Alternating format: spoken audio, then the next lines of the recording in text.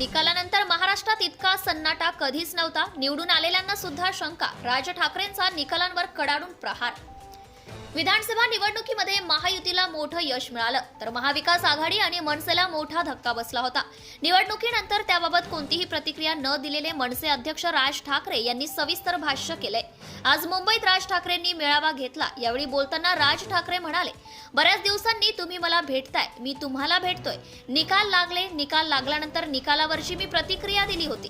त्याच्यात मी काय बोललो नव्हतो, परंतु शांत आहे याचा अर्थ विचार करत नव्हतो असा नाही. सर्व गोष्टींचे विवेचन सुरू होतं, आकलन सुरू होतं. बरीच लोक मला भेटली. गेल्या 2 महिन्यांमध्ये अनेक लोक भेटायला आली. निवडणुकीचा निकाल लागल्यावरती ज्या दिवशी निकाल लागला त्या दिवशी मी महाराष्ट्रात पहिल्यांदा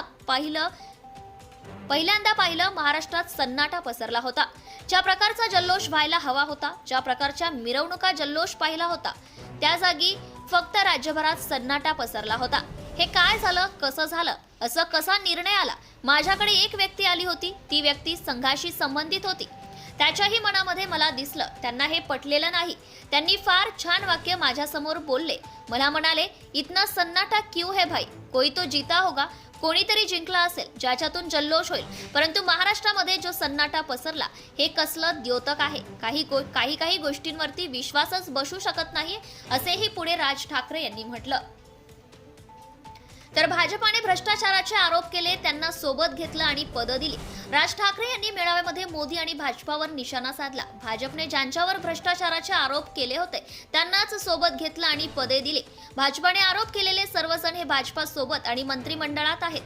70,000 कोटींचा घोटाळा करणाऱ्यांना आत टाकू असं मोदी म्हणालेले. मात्र आम्हाला माहिती नव्हतं की मोदी त्यांना मंत्रिमंडळात टाकतील.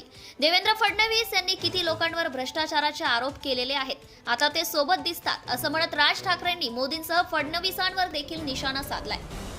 तर निवडणुका न लढवलेल्याच बऱ्या.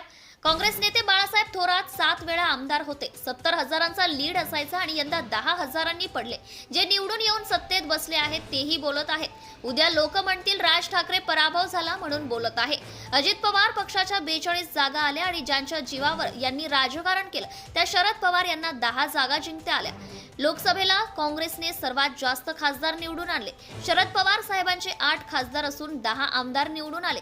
ज्या अजित पवार यांचे 1 खासदार आले त्यांचे 42 आमदार कसे निवडून आले? भाजपला 132 जागा मिळाल्या हे समजू शकतो, परंतु अजित पवार 42 जागा, 4 ते 5 जागा येतील की नाही असे वाटणाऱ्यांना 42 जागा आणि ज्यांच्या जीवावर यांनी राजकारण केलं त्या शरद पवार यांना इतक्या कमी जागा कशा, असा सवालही राज ठाकरेंनी उपस्थित केला आहे. Subscribe now and press the bell icon. Never miss an update.